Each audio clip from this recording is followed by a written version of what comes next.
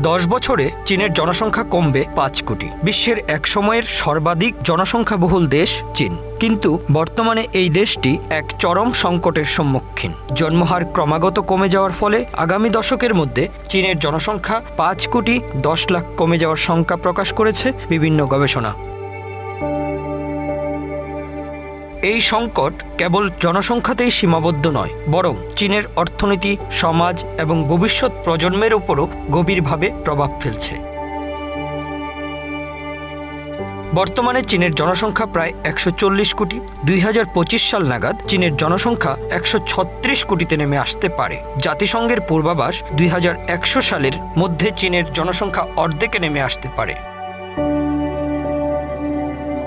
চীনের ক্রমহ্রাসমান জন্মহারের মূল কারণগুলোর মধ্যে রয়েছে পরিবার গঠনে বিধিনিষেধ, ক্রমবর্ধমান জীবনযাত্রার ব্যয় এবং সমাজে পরিবর্তনশীল নিয়মকানুন।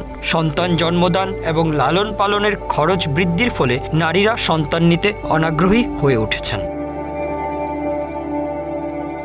2023 সালে টানা 2 বছরের মতো চীনের জনসংখ্যা কমে। দেশটিতে জনসংখ্যা কমে যায় 20 লাখ, মোট জনসংখ্যা হয় 140 কোটি। চীনকে টপকে এগিয়ে যায় ভারত। ফলশ্রুতিতে 2023 সালে চীনে 14,000-এর বেশি কিন্ডারগার্টেন বন্ধ হয়ে গেছে, কারণ নতুন শিক্ষার্থীর অভাবে এগুলো চালানো সম্ভব হয়নি। অর্থনীতিবিদরা বলছেন, বয়স্ক জনসংখ্যা বৃদ্ধি পাওয়ায় কর্মশক্তি হ্রাস পেয়েছে। এর ফলে অর্থনীতি, পেনশন ব্যবস্থা এবং স্বাস্থ্যসেবা কাঠামোর উপর চাপ বৃদ্ধি পাচ্ছে। এই সংকট চীনের দীর্ঘমেয়াদী উন্নয়ন পরিকল্পনাকে হুমকির মুখে ঠেলে দিয়েছে। এই সংকট মোকাবেলায় চীন সরকার নানা উদ্যোগ নিয়েছে। 2016 সালে এক সন্তান নীতির পরিবর্তে 2 সন্তান নীতি গ্রহণ করা হয়। 2021 সালে চালু হয় 3 সন্তান নীতি। সন্তান নিতে উদ্বুদ্ধ করতে নগদ অর্থ, বর্ধিত মাতৃত্বকালীন এবং পিতৃত্বকালীন ছুটি এবং অন্যান্য প্রণোদনা দেওয়া হচ্ছে।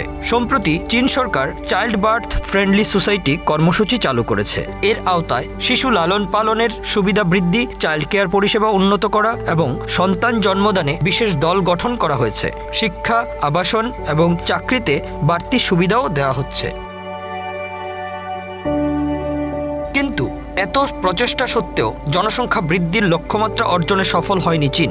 গবেষকদের মতে জন্মহারের সাময়িক বৃদ্ধি দীর্ঘমেয়াদে টিকে থাকার সম্ভাবনা কম, কারণ বিবাহের হারও বর্তমানে সর্বকালের সর্বনিম্ন পর্যায়ে রয়েছে চীনে। চীনের এই ক্রমহ্রাসমান জনসংখ্যা কেবল দেশটির অভ্যন্তরীণ সমস্যা নয়, বরং বৈশ্বিক অর্থনীতিতেও এর প্রভাব পড়ছে। কর্মশক্তির অভাবে উৎপাদন কমেছে, যা আন্তর্জাতিক বাজারে প্রভাব ফেলছে।